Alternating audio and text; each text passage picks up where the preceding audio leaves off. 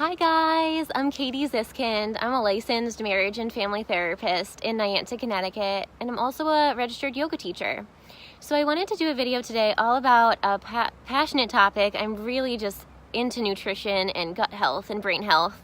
And I went to a conference on Saturday in Stonington, and it was just so incredible. It was so validating, and I wanted to share some info with you. So, anxiety and depression. We get more anxiety when we don't feel good in our gut. And when our gut doesn't feel good, we get more anxiety. So they're very connected. Your gut cells are one cells. They're just a single cell wall, so it's very permeable. When you have a healthy gut, your gut cells are very connected. So they're very tightly bound together. They're very intricately, they're kind of actually sticky. They don't actually easily pull apart.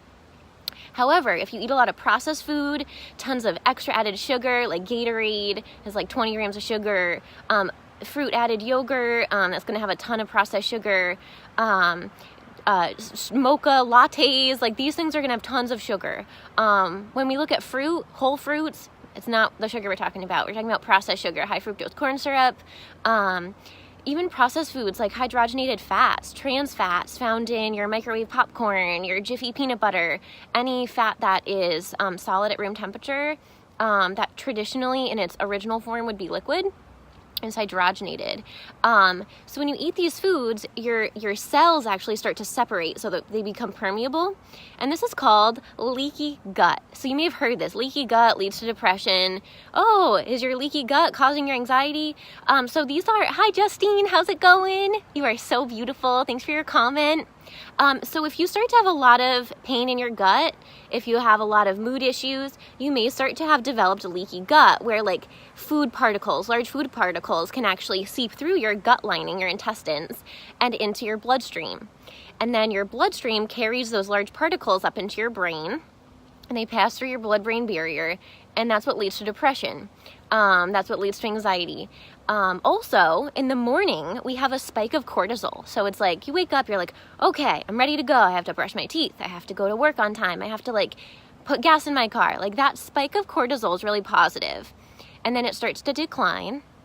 And then maybe you have a little spike again, or after you eat lunch to digest your food and kind of like warm everything up. And it's like kind of like declining throughout your day. However, if you are stressed constantly, if you are anxious, if your gut lining is messed up, if you're, having worries about your kids, if you're feeling very tired, like lethargic, your cortisol is being overused. So your cortisol is a stress hormone. It is the same reaction if you're being chased by a giant cougar or if you look at your work email. So like that stress is the same in the body. Digestion decreases, all of your blood goes to your large muscle groups to run away from this cougar or your work email or your boss who's moody.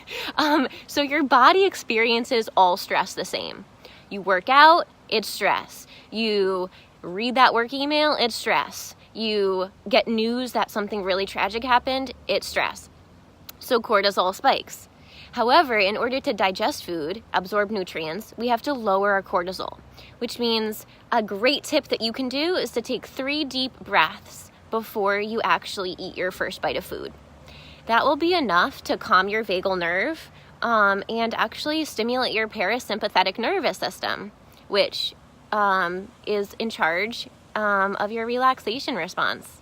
So that will actually bring more blood to your stomach and lower your cortisol level, and may even say like food number 1, work email later on. So you can actually have major control of these things. Aromatherapy is huge. So the studies have found like smelling lavender essential oil is majorly significant in reducing anxiety. So for instance, if you have like a lavender scent eye pillow diffuser as you go to bed and you have nightmares, you wake up in the middle of the night, if you smell that lavender, your brain will actually remember more effectively how to relax your body and how to help you go to sleep. It's like involving all the senses.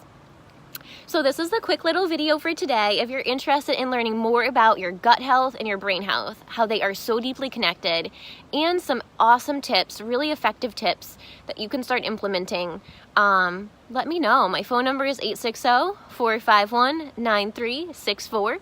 And you can check out more information on art, yoga, music, and outdoor therapies integrated with traditional talk counseling at wisdomwithinct.com.